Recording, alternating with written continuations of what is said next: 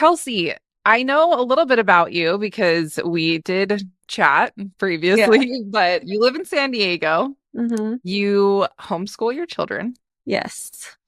and you have beautiful red hair. Thank you. Yes, tell us a little bit more about you. I mean, that's basically it. Yeah, I live in San Diego with my husband and my kids, and I homeschool, and that takes up most of my life. So, Love it. yeah, Awesome. Well, cool. Let's go ahead and jump into your story. awesome. So, I was born into the church and was baptized at 8 and everything. And then my family left the church when I was 12, right as I was going into Young Women's. And I actually kept going by myself for a few months because I wasn't quite ready to stop. I think most of that was just my friends were there and it was like a lot to give up. Because a couple of years before that, my parents got divorced. So it was like my parents got divorced, and then like within 2 years, my family left the church, and it was just like a lot of change all at once. And so I kept going by myself, but that didn't last very long. I think at that point, I didn't really have a testimony necessarily, at least not strong enough to withstand like my family not going anymore. And it wasn't for lack of trying though. There was this time where I went to this camp and it wasn't like EFY. I wasn't old enough for that. I can't remember what it was, but we like stayed in cabins and, it was a church camp. At the end of the camp, we all got these awards that the leaders were handing out from the week. And I got the most spiritual award because throughout the week I kept skipping activities to sit in the cabin and read my Book of Mormon because this was like right as my family was leaving. And so I was so confused and I really wanted to like have a testimony. I was like, hey, I want to know what I believe and what this feels because people kept asking me like, do you believe in the church? Do you have a testimony? And I was so young. I was like, I don't even know what that means, but I'm trying. So I kept skipping these activities to stay in the cabin and read my Book of Mormon. But what no one knew is like I was just reading the first 2 or 3 pages over and over again because it just like wasn't, it was like reading a different language. I definitely tried, but I just didn't have a testimony that I understood enough to stay in the church without my family at such a young age. So I stopped going. Within a few years, my siblings are all older and they were teenagers at the time. So they had all these friends that were not part of the church. And this was when like the whole anti-Mormon, all of that stuff was kind of coming out more and becoming more popular to talk about in Utah. We lived in Utah at the time. And my family kind of became more and more anti, like against the church. And so that was just kind of the programming that I received, I guess you could say. So throughout my teen years, I was mostly agnostic. It wasn't something I really thought about anymore at that point. And then I went to college. I met my now husband, and we had our first daughter, our first child, my daughter, and got married. And then we had our two boys, and both of my boys were born at home unassisted. And those birth experiences were the most spiritually intense experiences I've ever had in my life. They were just incredible. And those experiences were what started it all for me because I truly felt like I had felt God, like I met God in those experiences. And I couldn't walk away from those and not believe in something. So that's kind of what started my journey of like, okay, I'm not an atheist. I believe something. I know what I felt in those experiences. What is it? I started questioning.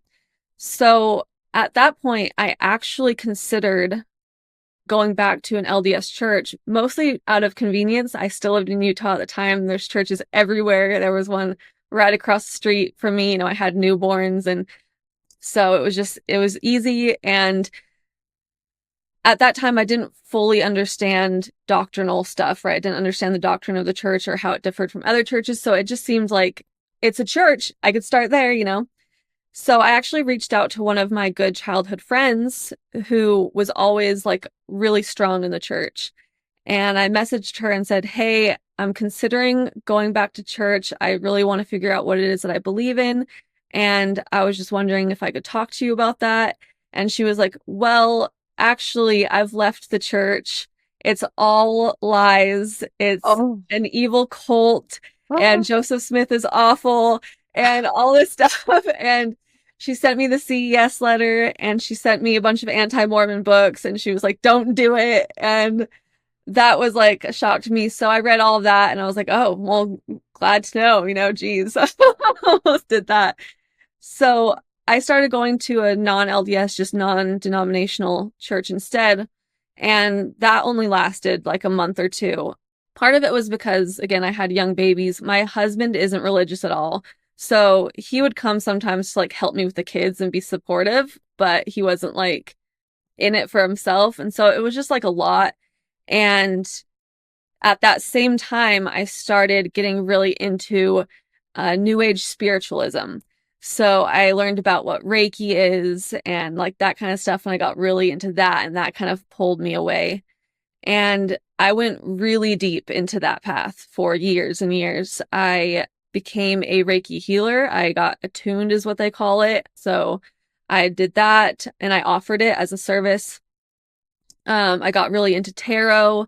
I got really into, manifestation and past lives. And, I had like a little spiritual business where I did energy healing and emotion code healing, which is another form of healing, and tarot readings. And I was really into crystals and, all these things, and started getting into like Akashic records and stuff. And, a lot of this probably won't mean much to most of your listeners, hopefully, because it's all pretty tricky stuff. But I got really into that. And this path ended up being darker than I realized. It started changing me. I didn't notice it changing me, but over time it did. And as I went down this path, I was becoming more and more selfish and unfeeling, which was so interesting because at this time I saw myself and described myself as an empath, right? I'm an empath. I feel what everybody feels, and I'm so enlightened and I'm so loving and positive vibes only, right? But like that was not the truth under it. I wasn't able to see that. And I started deconstructing a lot. A big mechanism of New Age spiritualism is deconstruction. It kind of leads you to deconstruct everything. Like that is just the way it trains you to think about stuff. So I was deconstructing, not only religion, but I was deconstructing relationships and monogamy and sexuality and values and morality and just everything, to the point where there was no like objective truth left, and it was all just, whatever my truth is, whatever your truth is. This was slowly dismantling my life.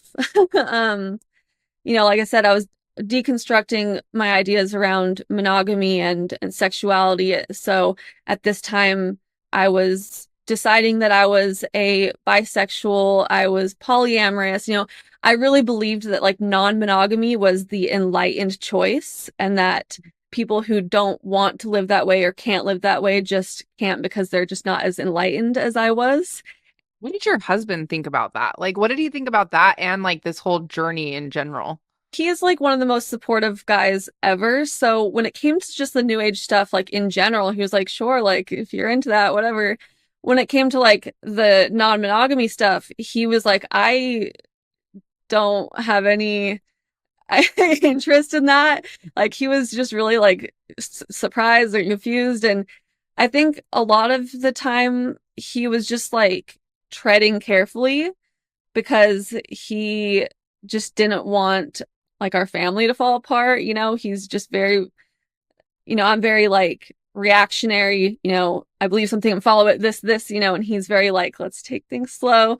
So he was willing to like ask questions and like have a discussion about it in theory, but like that wasn't something that he wanted. And it really hurt our marriage. Our marriage really started falling apart because of it, because, again, he just wasn't as enlightened as I was. And, what's so interesting is like, really, it wasn't even something that I enjoyed or was like wanting to put into practice a whole lot. It was more so like I believed in it and I needed to identify as that because it was what made me smarter than everybody else, you know? But either way, it was definitely hard on our marriage, and our marriage almost fell apart. We got separated, not like legally, but he moved out for like a month because we like needed space. That was when I finally was like, okay, is this worth actually losing my husband? And so I kind of took a step back from that. You know, I was still at this point identifying as like, you know, identity is such a big part in that world. And I was like, you know, I'm a bisexual energy healing witch, you know, and Mhm. so he moved back in, and we're trying to work on things. I'm like, okay, I'll back off a little bit with the non-monogamy stuff, and let's just focus on us and try to figure this out. We had a lot going on at that time. We were moving a lot and stuff, so I kind of took a step back. I stopped offering my services like energy healing and all that, and I think that was like a huge blessing in disguise because it gave me some space from that. But one thing that was happening over this time is that I was having these, at the time I called them anxiety attacks, but really looking back, I think of them more like episodes. I'd have these like episodes where I would just like fly off the handle, and it wasn't anxiety, it was like rage. And I just get so mad that I couldn't like handle anything. And it wasn't like I became violent or anything like that, but it was just like I would be so overwhelmingly like mad and angry and resentful and just like upset. And I remember even telling him one time after one, I was just like, it feels like I'm not even in control of myself anymore. It feels like I'm not myself. It feels like I've been taken over by this anger when this happens. And it was like the most overwhelming rage I could ever imagine. And these were getting like frequent. And at the time, again, I had these young kids. So part of me was like, is this postpartum? Like Mhm. maybe it's part of that. Like, what is this? But I just figured it was like postpartum mental health stuff. But they were getting more and more frequent.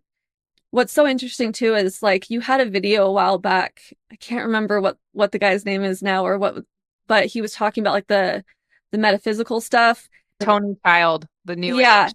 Yeah. And he used the phrase past feeling. He was past feeling in his Hmm. video. And I was like, Yep. that is so interesting. And, you know, I wasn't past all feeling. There was a point that I reached where I really was like past feeling anything good or Hmm. anything godly. Like I didn't feel love for people anymore. Luckily, I still felt love for my kids, but I didn't feel love for anybody else. I didn't feel love. I didn't feel true compassion. I didn't have any of that. It was like I either felt nothing and I was just like above emotion, or I felt resentment and, you know, frustration and just like annoyance at everyone. You know, everyone was always a problem. I saw everyone through the lens of like, how are they affecting me? I was very like victim minded, and I was getting really into like the toxic sides of like feminism. You know, my whole worldview, you know, was like Hmm. everything that's wrong with me was actually just because of society. Society has done this to me. And I was unwilling and unable to have any sort of take responsibility, self accountability, like none of that, right? Everything was everyone else's fault. And I projected a lot of that onto my husband. And so the worse it got, the more it was, you are what's wrong, men in general, but also you. And I just like stopped feeling anything for him. And I truly believed that I had fallen out of love with him at this point. What I wanted at this time was like a fresh start. I was like, okay, I've fallen out of love with my husband. No big deal. I'll leave him and I'll have this wonderful new start in life. And, you know, I'm so much more enlightened now, and I'm a strong, independent woman, and I can, you know, do all of this. And all this was because I had just, I felt nothing anymore. There was like nothing going on in my heart. My heart was just completely like turned off. It was a really dark place to be. You know, it's one of those things where I would have told anyone, and I truly believed this, that I was happier than ever. I'm happier than Hmm. I've ever been. I see the world for what it is now, right? I have all this knowledge now. I know better now. I'm so happy now.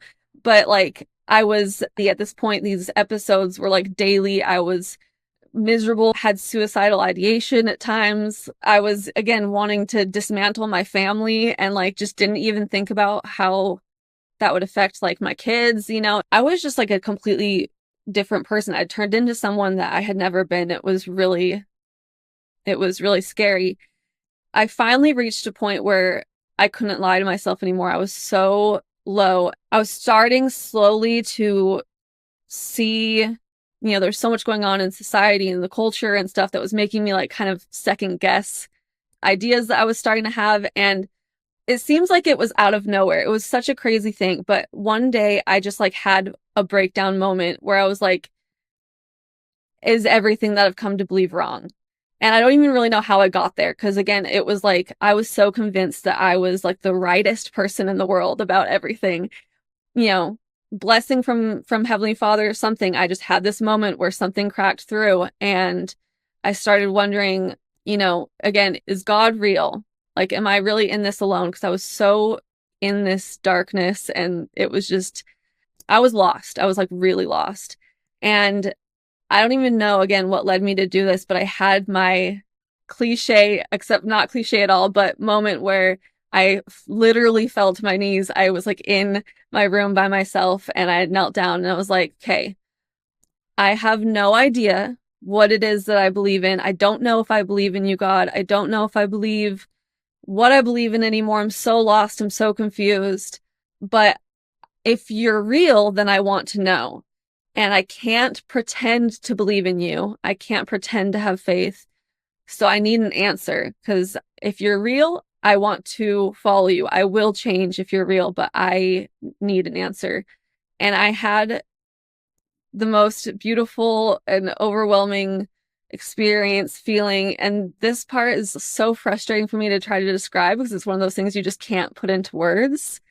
But I was just overcome with the most peace and happiness and just love that I had ever felt. And again, I had not felt like it was like my heart got turned back on and it was just the most overwhelming feeling in the world. And I was sobbing. And it was like in that moment, I knew that God was real and that Jesus was real.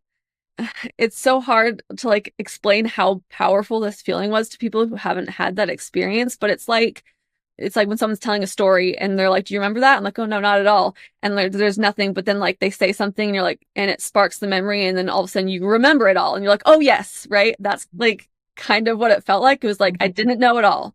And then I knew. It was like, I fully knew that God was real, that Jesus was there with me. Wow. All of a sudden it was like blinders got taken off of me. But I looked back I looked at myself. And I looked back at all of the last, 6 years, and it was like I saw the truth of it all. And I saw all of the things that I was at fault for, and all of the things that I was doing wrong. And I saw all of the ugly parts of me and what I had been doing and the way I had been living. And it was really hard to see. It was really painful to see, but it was so important. I think it was one of the biggest blessings I've ever had in my life, after my kids, maybe. It was such a gift. And I think this is something I'm really passionate about because I think our society has gotten so into this idea that shame is bad. And I do think that, the shame, I think there's two kinds of shame. I think there's shame and then there's righteous shame, which is really conviction. And that's what I was feeling. It was conviction. But I think a lot of times we as a society lump conviction in with the shame, the toxic shame, and act like it's all one thing and it's all bad. And that's not the case. And I think shame is kind of this thing that it gets you into this like spiraling, catastrophizing mode where you hide yourself from God. Whereas conviction, righteous shame really opens your eyes in a way that leads you back to God and makes you like fall at his feet and say like, I am a sinner and I cannot do this without you and please help me. And that's what I went through. It was like the most intense experience of conviction ever. Again, I'm sobbing. I'm like, okay, please help me. Please help me. I stood up and I was in my room for a while, just kind of processing and like soaking in this feeling and praying and all this stuff. And when I finally left my room, I walked out, and at this time, me and my husband were living in different bedrooms. Things had gotten so bad. We lived in different bedrooms for like 3 years at this point. I should have said this earlier, but things had gotten so bad between us. And again, I had this idea I was going to leave him. I wasn't in love with him anymore. And so we couldn't afford to like separate and live separately. So we were just in different bedrooms, like doing the separation thing, but like living together and just taking care of the kids. So I walked out and I walked into his room. And when I saw him, it was like I felt so much love for him. It was like I fell in love with him all over again. Like it was this instant like rush. And it was like I was seeing him through God's eyes. It was like the love that I had for him had been turned back on. And I realized I had never fallen out of love with him. It was like, again, I don't know how else to explain it other than like my heart had been turned off, like I just was incapable of feeling it at that time. But I looked at him and I was just like madly in love with him again instantly. And I told him, I'm trying to explain, he's not religious. So I'm trying to explain like what I'm going through. And he's like, what? And, we kind of had a discussion over a few days, but I was telling him like, I want to make up for all I've done. Like, please, if you're willing, give me another chance. And, it took him a little bit of time to really like believe what was happening and believe that I was different and, all that, because obviously it came out of nowhere for him, but he did give me another chance, and we are happier than we've ever been, honestly, ever, and stronger than we've ever been, and more in love than we've ever been. And I thank God every single night, and I thank Jesus every single night for saving my marriage. It was an amazing experience. So over the next few days, I'm feeling convicted of all this stuff. I'm seeing all these things clearly, and I'm starting to get rid of all my new age stuff. I'm like throwing things away and getting it out of the house. I'm like, I don't even want it here anymore. And it was either 2 or 3 nights after this happened, 2 or 3 nights after I, give my heart to Jesus, that I have a really freaky, scary experience. And this might be where I lose some people, but it happened. So I've never once in my life had sleep paralysis, but I had an experience that most people would probably say is that, but I don't think it was that. It was, again, 2 or 3 nights after I've given my heart to Jesus. I'm getting all of my new age stuff out of the apartment. I'm sleeping, and in the middle of the night, I wake up suddenly and I can't move at all. There's this presence on the side of my bed. I can't like see it with my eyes, but I knew it was there. It was like I was seeing it with my spiritual eyes, I guess you could say. It was speaking over me in this really terrifying voice that I will never forget. It was like this really, for lack of better words, demonic voice, bone chilling. And it was speaking in a different language. I didn't understand the language at all, but it was speaking over me. I just remember feeling like more fear and dread than I've ever felt in my entire life. It was terrifying. And I kept wanting to say, Jesus, help me, but I couldn't speak. So I just kept saying it in my head over and over again, like, Jesus, help me, Jesus, help me. And I was finally able to say it out loud. And I said out loud, Jesus, help me. And it stopped and it went away. And Wow. it's never happened before and it's never happened since. But I just find it really interesting that it happened right after I've come to Jesus. I'm getting rid of all my new age stuff. I've heard of that happening to other people. In fact, I was literally just having a conversation with my husband and my friend about this. This is something that happens, and I've had people bring it up on the podcast too. And to have you have that experience, it really illustrates the fact that Satan is very real, and he wants to do everything he can to keep you away from your Savior. Yeah, exactly. I think spiritual warfare is so real. So many people in our church or just in Christianity in general are so willing to believe that in the past, in the scriptures and in the past, but then you like talk about it as in, in our day, and they get a little weird about it, but it's very real and it's very scary. It's not something that's easy to put into words, like how terrifying it was or like what that dread felt like. But yeah, I just, called out to Jesus and it stopped, and it's never happened since. And another thing that has not ever happened since, this was almost 2 years ago, and I have not had a single one of those episodes. And I was having them daily. Wow. The anger episodes. The anger episodes, I have not had a single one. In fact, I haven't had, my anxiety was completely gone after that. My depression was completely gone. Anxiety and depression is something that I struggled with even as a teenager. I totally went over this, but as a teenager, I really struggled with anxiety and depression. I even had a suicide attempt when I was 16. I was in the hospital for a while after that. So that wasn't necessarily directly from the New Age stuff, but I definitely think the New Age stuff made it worse. But even so, after my experience coming to Jesus, all of that went away.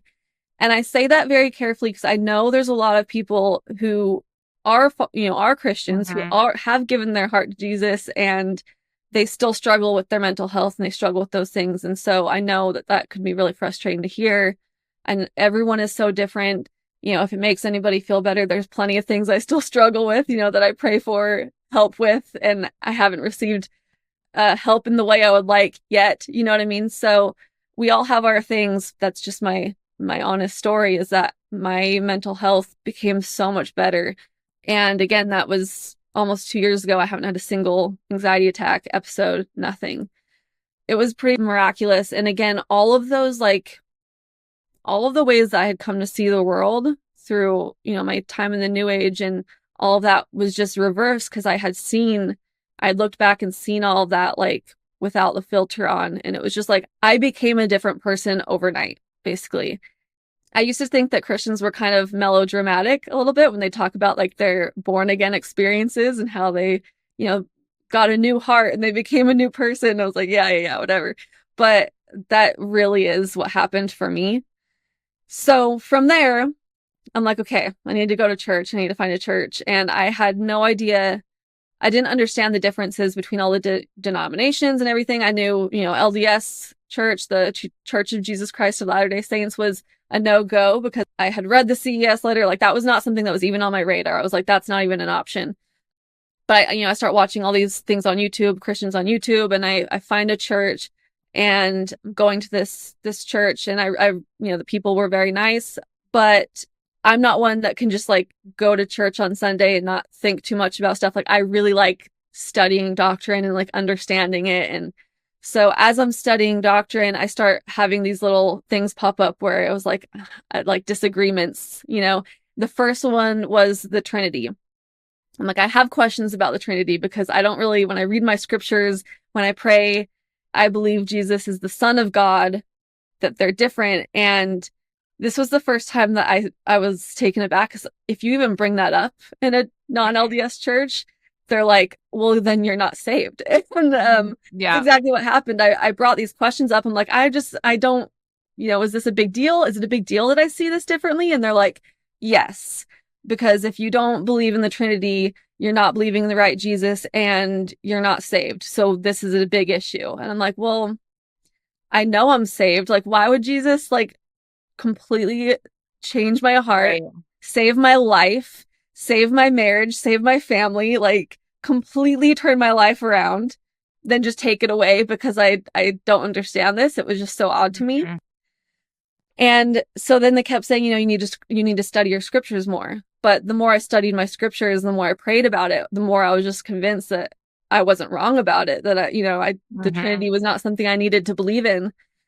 And then there was these other things popping up, different points of doctrine. And every time I would have a question about something, or I would see something a different way and I would study it, it would lead me to like the Church of Jesus Christ of Latter-day-Saints, the way they see it, which was really uncomfortable for me.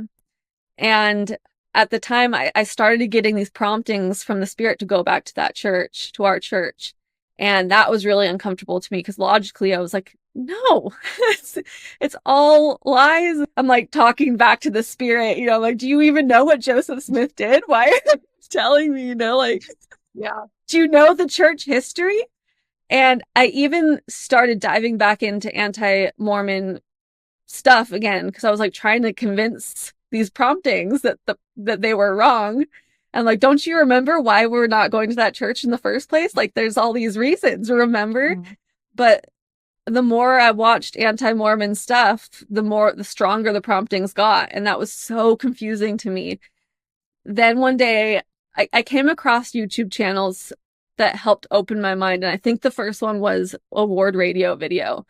It just I came love into those my, guys. I know, it came into my algorithm and I was like, what is this?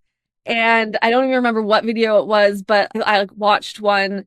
You know, I was so defensive watching it. I don't even remember why I clicked on it because at this point, again, I'm like watching all these anti-Mormon stuff, like really trying to convince myself that these promptings are wrong. But I watched it, you know, I think I came across like a Thoughtful Saint one. I hadn't found yours yet, unfortunately, but I'm watching these videos and it's not even necessarily that they like convinced me of the other side. It's just that they like wore me down enough that I was like willing to consider the other side. And that seemed to be enough where once I was willing to consider the other side, I started seeing the other side as I was studying and as I was watching more videos and reading more history and hearing the other, you know, it didn't even occur to me before that there was like arguments on the other side of these anti-Mormon claims, right?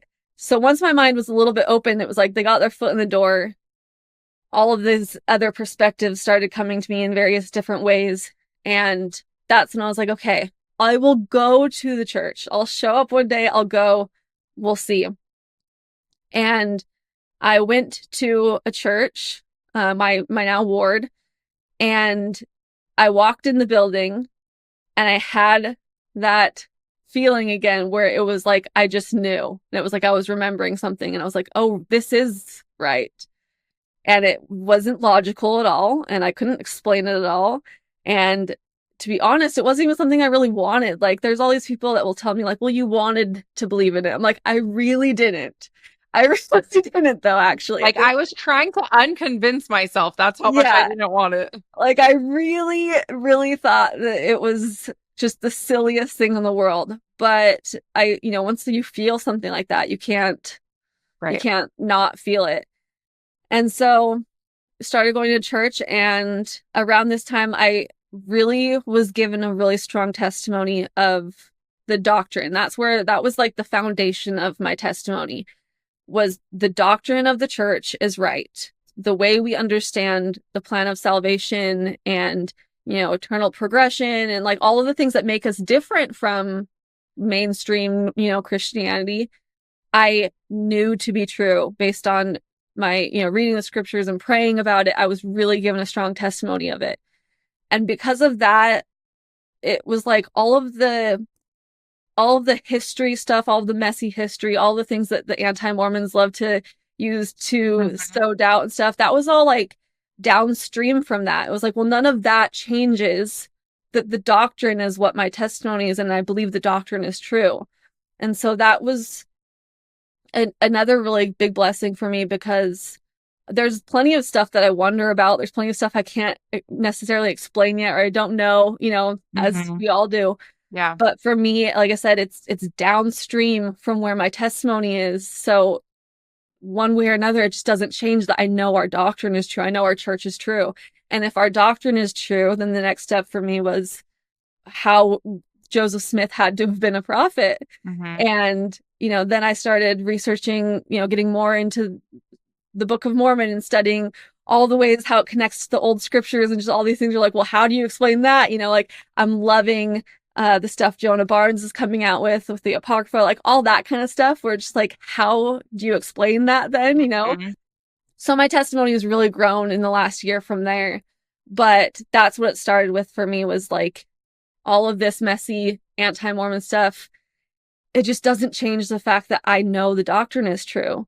Yeah, so I've been going back to church. My kids have all been baptized this year. And I received my endowments at the end of August, which was really nice. Tell me about your experience going through the temple for the first time.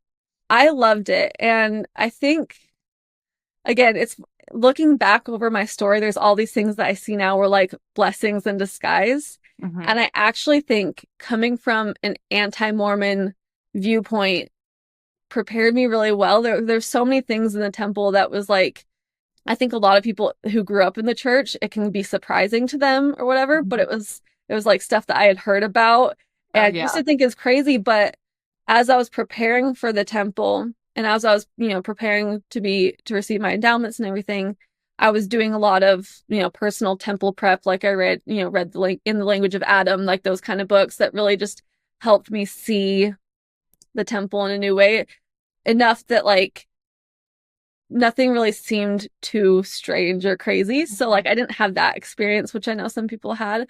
And it really allowed me to just like enjoy it all and see the symbolism in a lot of it. And just I had a really overwhelming feeling of just gratitude. Like I can't believe less than 2 years ago I was just this awful, lost, selfish, broken human. And how am I here right now, with That's a so cool. beautiful family and a marriage that's better than it's ever been. And I'm happier than ever. And I'm just like sitting in this beautiful temple and I'm just like, receiving these beautiful blessings. And it was really amazing. I specifically went on my birthday because I was like, there's nothing else I'd rather do on my birthday than be in the temple. That is And it was so a good cool. choice.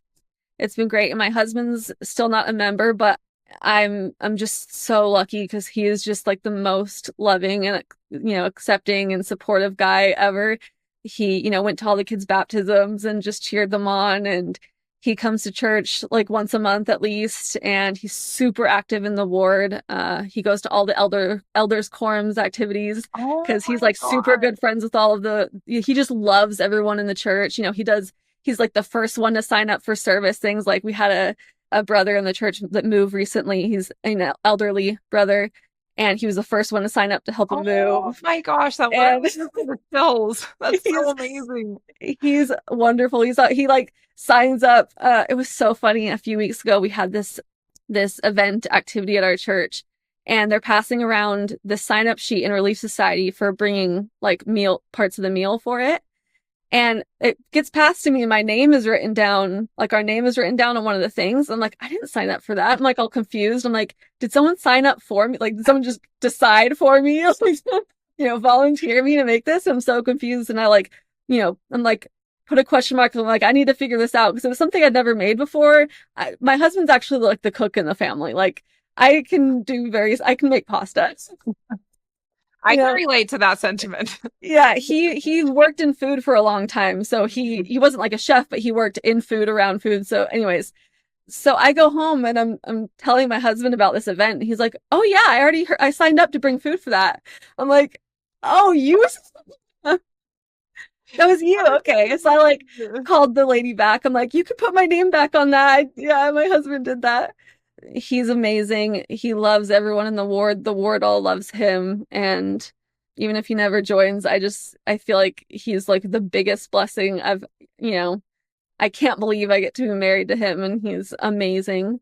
I can't believe there was a time where I didn't see that. I didn't see how amazing he is. And it just makes me so sad for my old self.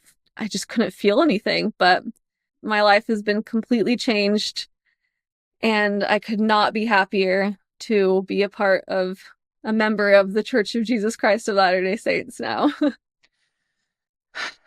Man, it's like almost meant to be that our recording didn't work out last week because it's like this is like something I needed for myself. Like it just your story is so beautiful and amazing. And it's like we hear so many negative things all the time online about the church, about all of these different things. And you've dove deep into the depths of all of the darkness, and you were able to come back to the light. And it's so evident in your countenance. Like you just have the spirit like in your countenance and you can see it. Oh, And thank you.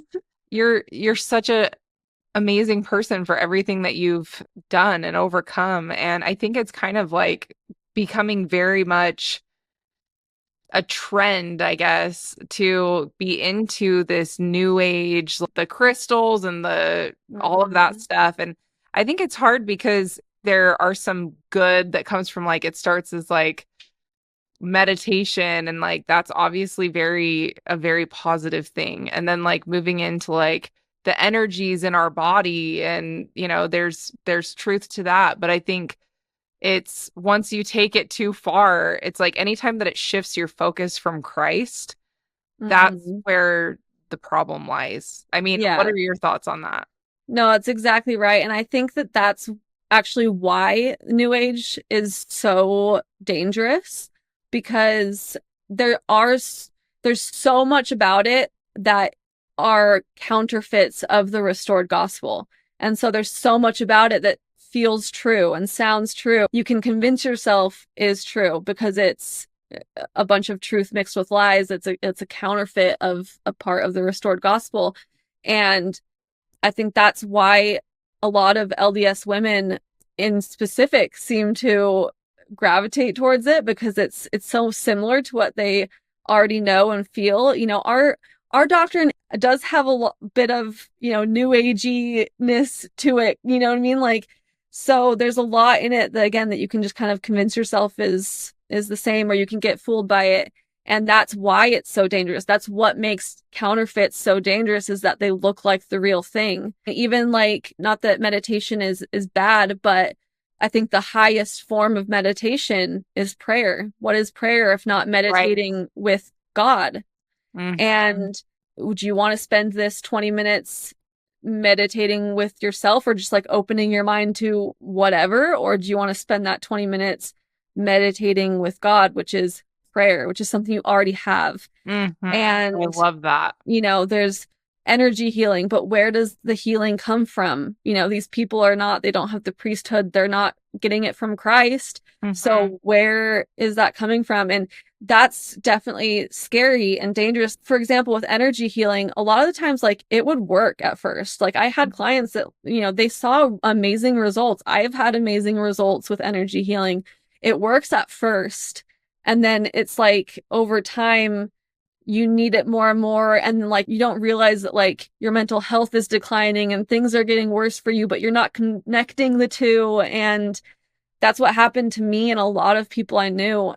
All of the friends, I'm not joking, all of the friends, all of the connections that I had in that world have gotten divorced, have their families have completely dismantled, their lives are like a mess. I know that sounds reductive or dramatic, but like I was watching everyone around me, their lives just completely fall apart.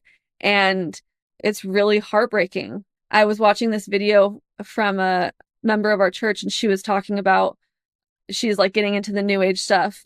And I noticed that over the course of this video, she was talking about her relationship with Heavenly Father and like religion, but she was talking about breath work and meditation. She brought those two things up like 20 times, didn't bring up prayer, scriptures, nothing. Mhm. And I'm like, this is why it's like they don't realize that it starts replacing the things that we already Wow. know work. Like Yep. they should be our foundation. New Age is very, I get people to kind of roll their eyes at me because I'm kind of dramatic about it, but I really I mean it. I know. think New I Age is that very dangerous mhm. because of how much of a counterfeit it is. It does feel true. It's tricky.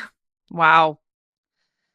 Man, that's amazing. Well, thank you so much for coming on the podcast. Of You course. have an incredible story and I'm blown away by your story. Well, thank you for having me. Yes. Even Is there anything else you want to leave listeners with as we're wrapping up? just stay focused on Christ. Like you said, if it's bringing your attention away from Christ, then it's not good. When it comes to New Age specifically, I was talking to a friend the other day, and I said, because she was asking me about it. Actually, she's a member and she's been getting into it. And I was kind of gently warning her, and she's like, "Well, what do you think?" And I said, "There's nothing good in New Age that you can't find in the restored gospel. So there's nothing to gain and everything to lose." Christ has, we have everything we need already. The restored gospel has everything we need, at least for a foundational sense, right? Prayer, scriptures, just stay with what you know, and make your relationship with Jesus your biggest priority, and you'll be good to go. Wow. Love that so much. Okay, well, Kelsey, thank you again. Thanks for being patient with our technology difficulties. You too. Thank you for sticking this out. You're amazing. Thank you so much. Of course. Thank you. A lot of people have asked us how they can support the podcast, and we have created a Comeback Podcast merch line on our website, www.comebackpodcast.org. All of the money made from the merch goes right back into the podcast. So if you are interested in supporting the podcast and you want to purchase some merch, we would love it. Check it out. Thank you so much for being a supporter of the Comeback Podcast and listening to our episodes. It would mean so much to us if you would like and subscribe to our YouTube channel. It helps other people be able to find us, and we want to share this message to everyone.